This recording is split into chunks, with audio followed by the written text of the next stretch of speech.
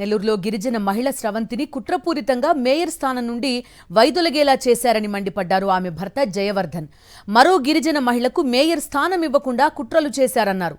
రూప్ కుమార్ యాదవ్ కోసం గిరిజన మహిళకు అన్యాయం చేశారని ఆరోపించారు. టీడీపీ నేతలు చట్టవిరుద్ధంగా నడుచుకుంటున్నారని ఆగ్రహం వ్యక్తం చేశారు జయవర్ధన్. నెల్లూరు జిల్లాలో నెల్లూరు నగర మేయర్ డాక్టర్ బాబాసాహెబ్ అంబేద్కర్ గారు రాసినటువంటి రాజ్యాంగం ప్రకారం ఒక గిరిజన బిడ్డకి వచ్చినటువంటి అవకాశాన్ని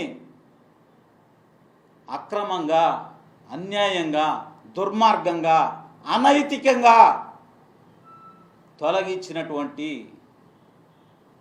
ఈ ప్రభుత్వం వైజాగ్లో 10 రోజుల్లో నూతన మేయర్ని ఎన్నుకుంటే 14వ తేదీ నెల్లూరులో మేయర్ రాజీనామా సమర్పిస్తే 18వ తేదీ ఇక్కడ కూడా తూతూ మంత్రంగా ఆ ప్రాసెస్ జరిగింది. అయినా ఈరోజు 27వ తేదీ.